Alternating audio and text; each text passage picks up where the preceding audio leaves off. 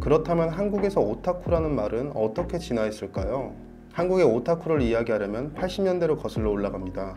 인터넷이라고는 없던 시절 만화 매니아들이나 지망생들은 극단적으로 적은 정보를 공유하거나 연구하기 위해 연대하는 문화를 만들었습니다. 그렇기에 당시에는 많은 만화 동호회나 모임들이 생겨납니다. 당시 명동 중국대사관 앞에는 일본 서적들을 수입해 파는 가게들이 즐비했는데, 애니 마니아들은 이곳에서 만화 원판이나 애니 잡지를 구매해 일본 애니나 만화에 대한 정보를 공유하곤 했죠. 당시 만화를 바라보는 국내의 시선은 상상 이상으로 편향되어 있었습니다. 단순히 어린아이나 보는 것이라는 개념을 넘어서 어른들은 즐기면 안 되는 떳떳하지 못한 문화라는 인식이 팽배했죠. 대부분 일본산 만화여서 그런 것도 있지만 새로운 문화에 대한 기성세대의 거부감이 가장 크지 않았을까 생각합니다. 아이러니하게도 이미 70년대 독수리 오영재나 마징가 Z가 인기 뒤에 방영되었는데도 말이죠. 88년에는 국내 최초의 애니메이션 잡지인 월간 우레메가 창간합니다. 여기에 동호회들을 소개하는 칼럼과 이들의 연락처를 실었는데, 이것이 계기가 되어 전국에 점조직으로 퍼져 있던 만화 마니아들이나 동호회들을 연결시켜주게 됩니다. 그렇게 이들은 모여 연합 전시회를 열었고 회지나 동인지를 만들어 창작 만화를 공유하거나 일본 애니에 대한 정보를 나누었습니다. 90년대 일본과 마찬가지로 한국의 오타쿠 1세대들도 PC통신을 통해 교류를 하기 시작합니다. 대표적으로 하이텔의 전신인 캐텔에서 시작된 애니메이트와 나오누리의 앙크가 있죠. 이러한 애니 동호회는 90년대 만화, 애니메이션 소비층의 폭증과 PC통신의 부흥에 힘입어 회원수가 급속도로 증가하게 되었고, 그 중에는 전문가급 지식을 갖춘 마니아나 현직 애니메이터, 업계나 일본을 왕래하는 일에 종사하는 분들까지 회원의 스펙트럼이 매우 넓었습니다. 그렇기에 당시 PC통신 만화 동호회에는 일반인이 접하기 힘든 정보는 물론 감도 높은 정보들도 많이 있었죠.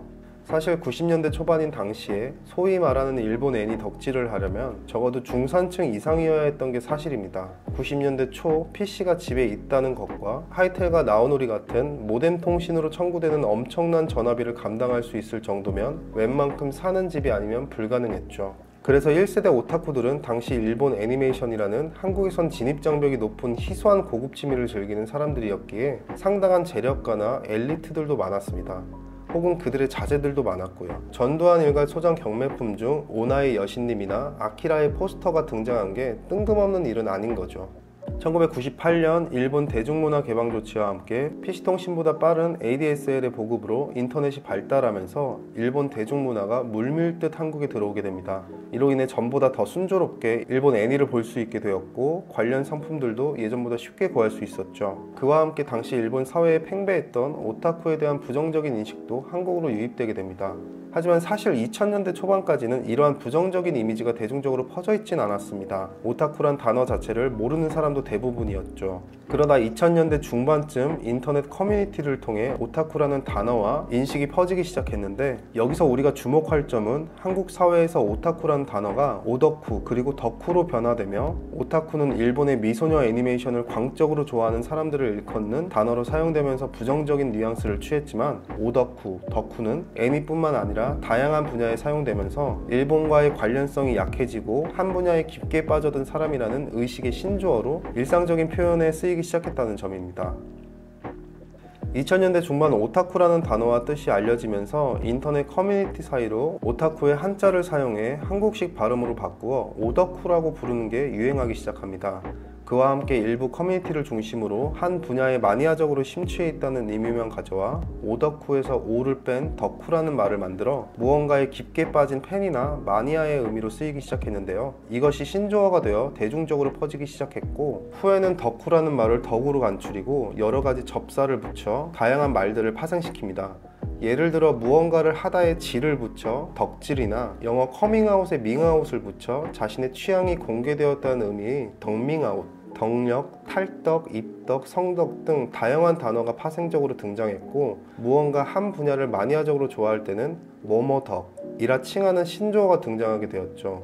이후 한국에서는 오타쿠보다 오덕후, 덕후라는 말이 주로 쓰이기 시작했고, 덕후는 무언가를 취미 이상으로 좋아하는 사람을 칭할 때 쓰는 친근하고 일반적인 개념으로 자리 잡게 됩니다. 2010년 이후에는 씹덕후, 씹덕이라는 말이 쓰이게 됩니다. 씹덕후에 대한 어원은 여러 가지가 있지만 대중적으로 이 씹덕후라는 말이 퍼지게 된 건 2010년 화성인 바이러스의 씹덕후 편이 방영되면서부터입니다. 씹덕후는 오덕후의 5가 숫자 5라 표현하여 5 더하기 5는 10, 한마디로 오덕후 중에 오덕후라는 의미입니다. 방송에서는 2009년 방영되었던 오덕후 편 주인공의 2배의 덕력을 가진다는 의미에서 오덕후 플러스 오덕후는 씹덕후라는 문구를 쓰며 씹덕후 화성인 오덕페이트 이진규 씨를 소개하였죠. 방송 이후 씹덕후라는 표현이 대중적으로 알려지게 되었고, 덕후라는 신조어의 등장으로 오타쿠란 단어의 위치가 애매한 상황이었기에 우리가 기존에 알고 있는 미연시나 미소녀 애니 등에 집착하는 사회성이 부족한 오타쿠를 씹덕후라는 단어로 대체해서 쓰기 시작합니다. 미소녀 캐릭터를 좋아하는 사회성이 부족한 음침한 이미지의 의미가 씹덕후로 완전히 대체되고, 덕후라는 단어가 마니아적 의미로 대중적으로 쓰이는 상황이지만 여전히 본래 오타쿠의 부정적인 인식이 남아있는 건 사실입니다. 이는 오타쿠라는 단어가 가지고 있는 이미지 때문이라고 볼 수 있습니다. 사실 일본이나 국내의 오타쿠 혐오는 단순히 애니를 좋아하거나 소위 말하는 미소녀물의 씹덕 애니를 좋아해서라고 보기는 어렵습니다. 그 혐오의 근간은 아녀대나 히키코모리 같은 오타쿠가 가지고 있는 본연의 이미지라고 볼 수 있습니다. 그렇기에 부정적이고 만만한 이미지로 오타쿠를 쉽고 욕하고 즐기는 것이죠.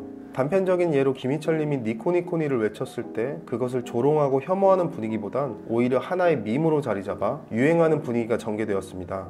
화성인 바이러스의 오덕페이트 이진규 씨가 나오기 1년 전 테디라는 분이 먼저 오타쿠로 나와 자신의 이야기를 했지만 큰 반항을 일으키지 못한 것도 그가 꽤나 훈훈한 외모의 의대생이었기 때문일 것입니다.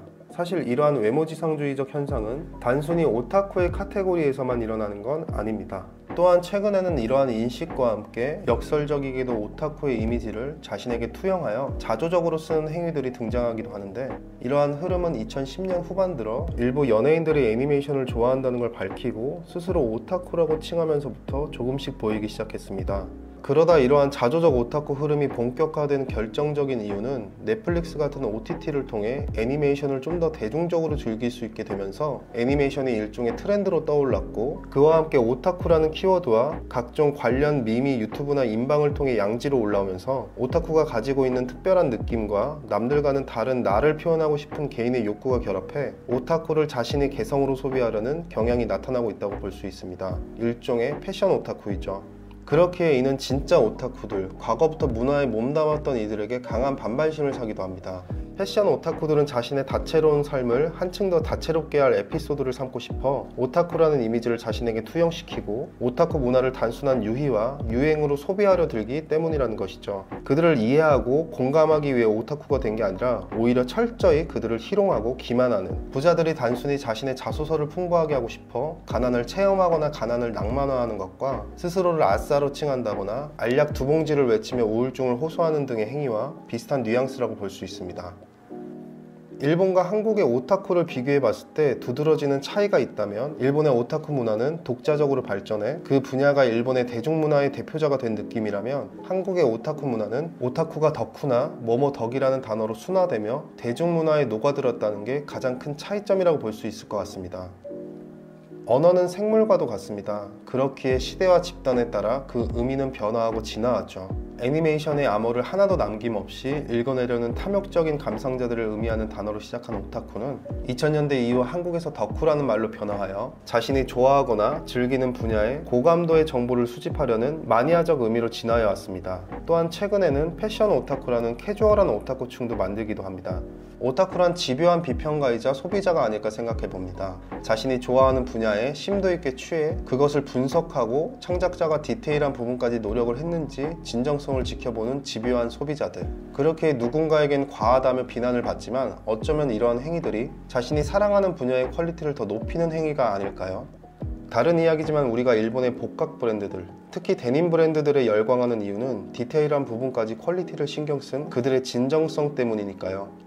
오늘은 오타쿠에 대한 역사와 현재 한국에서 오타쿠라는 단어가 어떻게 통용되는지에 대해 알아보았습니다. 오타쿠가 세상을 지배한다는 우스갯소리는 무언가의 열정적인 소비자가 세상을 바꾸고 경제를 움직인다는 의미가 아닐까 싶습니다. 우리는 필연적으로 무언가의 열정적이고 자신이 좋아하는 분야의 소비를 아끼지 않습니다. 아이돌, 애니, 게임, 낚시, 골프 등 우리는 모두 무언가의 오타쿠입니다.